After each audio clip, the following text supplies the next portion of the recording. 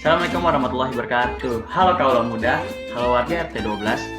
Perkenalkan, nama saya Fauzan Adila. Saya di sini sebagai mahasiswa UHAMKA atau bisa dibilang Universitas Muhammadiyah Profesor Dodol Hamka. Perkenalin nih di samping saya. Coba dong banyak kenalin siapa. Hai, perkenalkan, nama saya Syanigom. Biasa dipanggil Ais. Saya dari Universitas Muhammadiyah Profesor Dr. Hamka, Fakultas Ilmu Kesehatan, Program Studi Kesehatan Masyarakat. Oh ya, jadi gini teman-teman. Di sini kita akan membahas suatu topik nih mengenai apa yang dirasakan warga belakangan ini, teman-teman. Kira-kira apa sih penyebab orang tua kita di PHK, ekonomi kita jadi turun? Sebenarnya apa sih? Kenapa gitu kan? Ada yang bilang itu sih gara-gara COVID-19. Ada juga yang bilang gara-gara SARS-CoV-2. Terus ada yang bilang Corona. Itu yang benar gimana sih, Kak? Jadi, teman-teman tahu nggak sih ternyata COVID-19 itu punya kepanjangannya loh. Mungkin ada beberapa yang udah tahu ya, tapi ini kita kasih tahu lagi ya supaya semuanya jadi lebih tahu. Jadi COVID-19 itu kepanjangan dari Coronavirus Disease. Nah, 19-nya itu karena virus ini adanya di tahun 2019, jadi 19-nya itu dari tahun 2019, jadi dinamakan COVID-19. Nah, COVID-19 itu cuma singkatan ya, kepanjangannya Coronavirus Disease. Jadi COVID-19 itu adalah penyakit pernafasan yang disebabkan oleh virus SARS-CoV-2. Jadi COVID-19 itu nama penyakitnya, sedangkan SARS-CoV-2 itu virus yang menyebabkannya. Kalian jangan salah paham lagi ya. Sekarang kan udah tahu nih, udah kita kasih tahu. Terus kenapa masyarakat banyak yang bilang corona, ternyata SARS-CoV-2 itu termasuk ke dalam keluarga virus corona. Tapi virus yang menyebabkan COVID-19 itu SARS-CoV-2. Terus karena udah dipaparin nih tadi nih, apa itu corona? Kalian tahu nggak sih datangnya corona tuh dari mana? Beneran dari hewan, dari tadi, dari lama, dari kemarin, apa dari mana nih? Mungkin bisa dijelasin kali ya sama Fauzan. Nah, menarik banget tuh. Asal mana sih dari corona itu?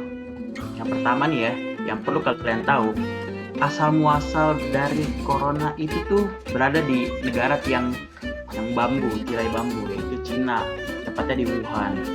Jadi pada akhir tahun 2019, tepatnya di Cina, keseringan masyarakat itu sering mengkonsumsi hewan-hewan yang terbilang ekstrim, teman-teman. Jadi mereka mengkonsumsi kelelawar dan terenggiling, yaitu beberapa spesies mamalia yang ada di sana. Ada nih beberapa anggota coronavirus yang menyebabkan penyakit corona yang berasal dari kelelawar dan terenggiling, teman-teman. Jadi itu asal muasalnya. Penelitian juga menjelaskan bahwa proses lompatnya virus ini dari hewan ke manusia disebut zoonosis, teman-teman. Jadi penelitian terbaru ya dari Christian J. Anderson dan Scripps Research Institute of America telah membuktikan tidak ada bukti bahwa virus SARS-CoV-2 hasil dari rekayasa genetika dengan gen coronavirus lain yang berasal dari hewan mamalina. Mamalina kan tuh, maksudnya mamalia, teman-teman. Jadi gini, gen virus ini menyebabkan rute dari gen DNA itu hampir mirip sama kelelawar dan terenggiling, teman-teman. Jadi jangan sampai teman-teman mempunyai persepsi bahwasanya si coronavirus ini tuh merupakan teori konspirasi gitu. Jadi udah jelas. Bener kan Mbak Asi? Terus juga gini, gimana sih penyebaran dari virus corona itu? Kira-kira Mbak Asi tahu gak? Jadi ada beberapa hal nih teman-teman yang menyebabkan coronavirus itu cepat menyebarnya, terus menjadikan yang tadinya nih hanya wabah jadi pandemi karena hampir seluruh dunia atau negara itu terkena virus corona. Jadi di sini saya akan menyebutkan yang pertama itu karena menular melalui droplet. Teman-teman tahu nggak sih droplet itu apa? Jadi kalau teman-teman batuk, bersin, terus berbicara, itu teman-teman tuh sebenarnya ngeluarin percikan air yang nggak kelihatan. Nah, percikannya itu disebut dengan droplet. Nah, droplet ini sangat berbahaya teman-teman karena kandungan dropletnya ini bisa ribuan bahkan ratusan virus corona. Jadi dropletnya ini nggak kelihatan, tapi dengan nggak kelihatannya ini justru itu lebih berbahaya. Makanya dari itu teman-teman dianjurkan banget untuk menggunakan masker baik keluar rumah maupun di tempat umum. Berbicara pun tetap menggunakan masker karena untuk melindungi diri kita dan orang lain. Nah, yang kedua ini ada karena virus corona tersebut tuh bisa bertahan lama di luar tubuh manusia. Jadi misalkan sudah ada benda-benda yang terkontaminasi nih sama virus corona, contohnya tembaga atau besi. Nah, dia tuh udah tempelan virus corona. Nah, itu tuh nggak langsung mati teman-teman. Dia bisa bertahan berjam-jam bahkan berhari-hari di luar tubuh manusia.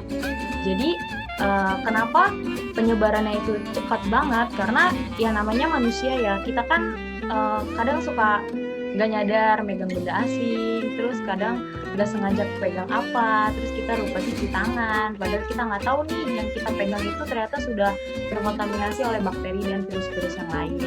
Jadi disarankan untuk tidak menyentuh sembarangan barang atau benda-benda asing.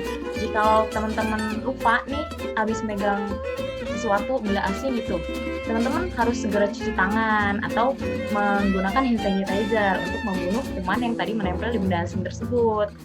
Terus penularan yang ketiga itu karena ini termasuk virus baru ya teman-teman. Terus penyakit baru juga nih, penyakit yang baru timbul di 2019. Jadi belum banyak penelitian yang mengatakan lebih jelas atau lebih akurat spesifiknya seperti apa. Karena penyakit ini tuh nggak memiliki gejala gitu loh teman-teman.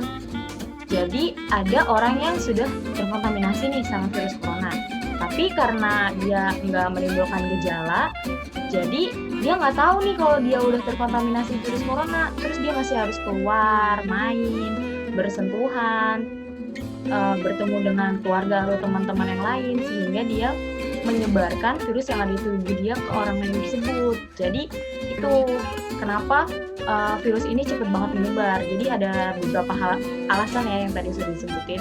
Nah, itu tuh alasan yang paling kuat kenapa virus ini cepat menyebar dan menjadikan virus corona ini sebagai pandemi. Nah, kan tadi sudah dibahas nih gimana cara penyebarannya, terus kenapa bisa cepat banget menyebarnya ke seluruh negara. Kalian tahu nggak sih gimana cara mencegah atau mengendalikan virus ini gitu biar kita nggak terkena, biar kita nggak tertular, biar kita tidak positif gitu? Mungkin bisa dikasih tahu lebih lanjut ya sama Fauzan gitu. Karena bahaya banget nih teman-teman, udah virus yang nggak kelihatan, nggak ada gejala, tiba-tiba sakit. Siapa yang pengen kayak gitu? Ya nggak Fauzan? Bener banget tuh. Ini pembahasan yang menarik ya. Gimana sih cara mencegah penularan atau mengendalikan suatu penyakit coronavirus disease ini atau bisa dibilang COVID nih. Ini ada beberapa tips and trick buat teman-teman sekalian. Apa sih yang harus kita lakuin? Yang pertama, PHBS atau perilaku hidup bersih dan sehat. Jadi virus ini nih, ketika kekebalan tubuh kita menguat, sistem imun kita kuat, jadi virus ini susah gitu maksudnya. Maksudnya susah itu gimana sih? Karena ketika imun kita kuat, otomatis virus itu susah maksudnya, ya kan? Susah menginfeksi tubuh kita. Gimana sih cara perilaku hidup bersih dan sehat kan gitu teman-teman ya kan? Jadi gini teman-teman. Cara pola hidup bersih dan sehat sebenarnya gampang banget. Yang pertama, cukup kita makan makanan yang bergizi. Maksudnya apa sih? Ada kita harus makan karbohidrat, lauk pauk, sayur, buah, susu. Selain itu apa kak? Selain itu, kita harus bisa tidur yang cukup teman-teman. Selain tidur yang cukup, aktivitas juga harus cukup juga teman-teman. Gak cuma sekedar tidur banyak banget, tapi aktivitas gak ada, bukan begitu. Jadi harus diimbangi. Terus jangan lupa nih, kita harus konsumsi vitamin C dan D, serta agar bisa membantu kita untuk memenuhi cakupan imun kita teman-teman. Habis itu apa? Ada lagi namanya physical distancing. Nggak hanya kita sendiri yang bisa menjaga diri dari corona, tapi kita juga bisa mencegah dengan cara apa tuh namanya? Physical distancing. Jadi menjaga jarak sekiranya 2 meter lah satu sama lain gitu kan. Gampang banget teman-teman, hindari kerumunan. Itu aja. Terus ada lagi tuh penggunaan masker. Karena virus ini menyebar melalui droplet, penggunaan masker juga perlu diperhatikan teman-teman. Agar jangan sampai droplet yang keluar dari orang lain atau kita menyentuh barang-barang terus megang mulut, hidung, ataupun mata. Karena kan penyebarannya melewat 3 ya. Yang pertama mulut, hidung, mata gitu kan teman-teman. Jadi ketika droplet itu masuk ke mulut kita, jadi kehalang sama masker gitu, nggak bisa. Itu teman-teman. Habis itu apa? Menerapkan etika batuk dan bersih. Nah, kan nggak cuma ada etika sama orang tua aja nih, ada juga etika batuk dan bersin. Kayak gimana? Saya contohin ya teman-teman. Ketika saya pengen batuk ataupun bersin, usahakan seperti ini teman-teman. Di tangan, ya kan teman-teman? Ini aja nih. Nah, kan jadinya di sini semua gitu, nggak menyebar kemana-mana, sehingga droplet percikannya itu nggak tertular kemana-mana, nggak tersebar kemana-mana. Karena ketika kita batuk melalui tangan, terus kita menyentuh area-area yang krusial gitu kan, yang riskan, itu akan cepat mudah menyebar. Apalagi virus ini gampang banget menyebar gitu teman-teman. Nah, jadi itu beberapa hal yang perlu saya sampaikan untuk mencegah corona masuk ke dalam tubuh kita. Terus juga saya dengar ya, kita diharuskan sesering mungkin untuk cuci tangan teman-teman. Terus sebenarnya sama cuci tangan ini tuh kenapa sih saya harus pakai sabun gitu? Kenapa nggak air mengalir aja gitu? Mungkin kakak bisa ngejelasin kan? Oke, jadi gini nih teman-teman, ini termasuk salah satu pembahasan yang penting dan sangat menarik ya, karena setelah adanya pandemi ini, kita itu menjadi punya kebiasaan baru gitu, gaya hidup baru, yaitu harus mencuci tangan sesering mungkin. Jadi kenapa sih kita harus cuci tangan pakai sabun? Kenapa nggak boleh di air aja? Atau kenapa cuman pakai hand sanitizer aja gitu? Jadi ada alasan tersendirinya nih kenapa kita diharuskan mencuci tangan di air yang mengalir dan menggunakan sabun. Karena virus corona kan tadi disebabkan oleh SARS-CoV-2. Nah, si SARS-CoV-2 itu virus yang masuk ke dalam keluarga coronavirus. Nah, virus dalam keluarga ini tersusun atas protein atau disebut dengan kapsid yang dibungkus dengan lemak. Nah, lemaknya itu disebut dengan envelope. Pada bungkusannya ini ditemukan berbagai protein yang diperlukan untuk virus untuk menempel dan menginfeksi tubuh kita. Jadi bungkus yang berasal dari lemak ini nih. Jadi ini ceritanya si virusnya nih, ini bungkusnya nih. Ini bungkus yang berasal dari lemaknya itu tuh akan hilang atau akan mati, akan larut jika kita mencuci tangan menggunakan sabun.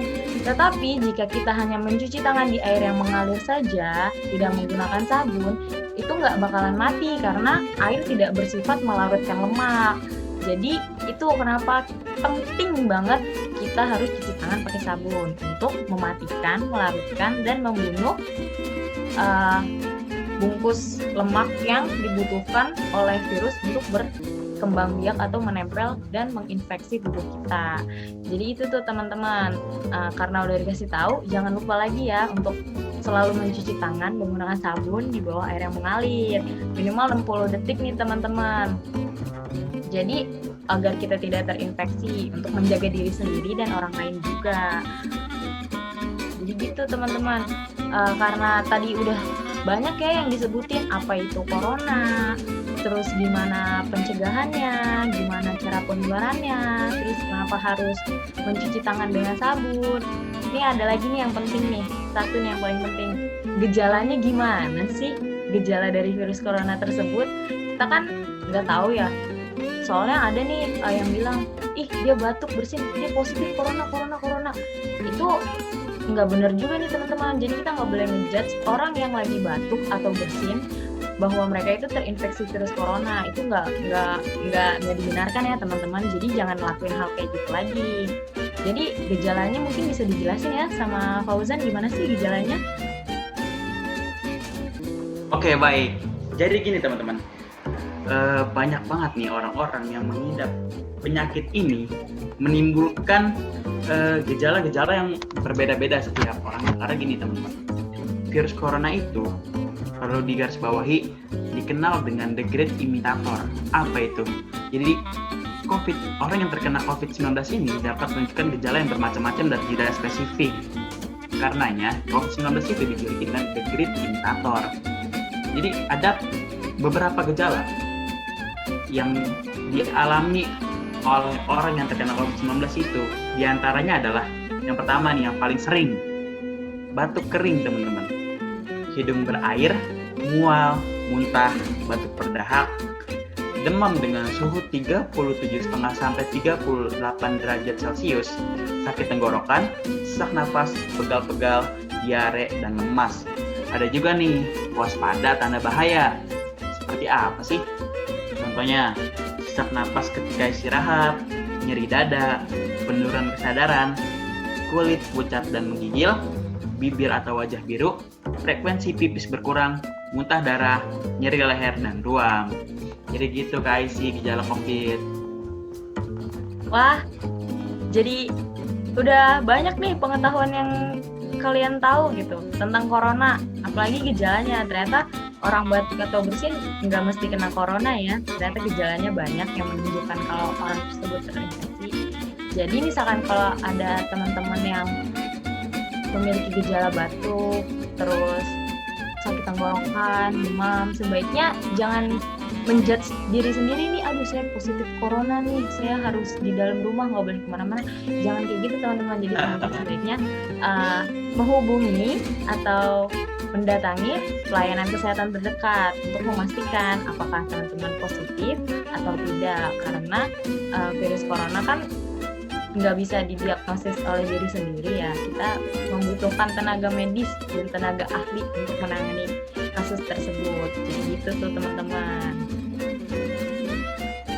Nah, bener banget tuh guys, jangan sampai kita menjudge orang lain ataupun diri sendiri. Wah, kita COVID nih. Kan di sini juga ada call centernya, bener gak Kaisi? Jadi kita bisa memastikan apa kita itu terkena COVID atau tidak. Gitu teman-teman.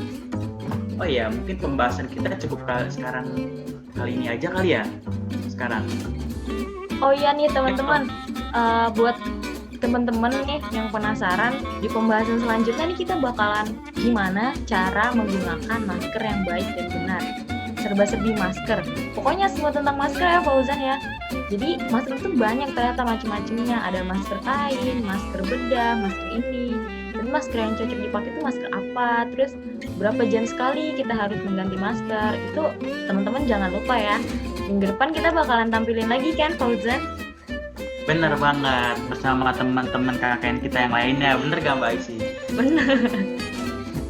Terus juga gini teman-teman, kalau teman-teman ada yang kebingungan nih tentang materi yang kita sampaikan, teman-teman juga bisa nanya loh. Nanti kita buat sesi tanya jawab teman-teman di grup KKND Pesanggerahan. Bener gak Mbak Isi? Bener, jadi jangan malu-malu ya untuk bertanya, karena malu bertanya sesat di jalan. Kalau ada yang nggak tahu, ada yang masih bingung-bingung, ada yang kurang sreg dengan pemikiran teman-teman, boleh langsung tanyain aja di grup tersebut. Nanti insya Allah akan kita bantu jawab ya. Nanti kita akan jawab di video selanjutnya teman-teman. Itu mungkin pembahasan kita kali ini untuk seputar COVID-19 gambaran secara umumnya segitu aja kali ya Kak Aisyah. Iya. Oke teman-teman, sekarang kita ada di penghujung acara. Saya Fauzan Azila dan Kak Aisyah Ningrum pamit undur diri, kurang lebihnya mohon maaf. Assalamualaikum warahmatullahi wabarakatuh. Terima kasih. Terima kasih teman-teman, semoga bermanfaat.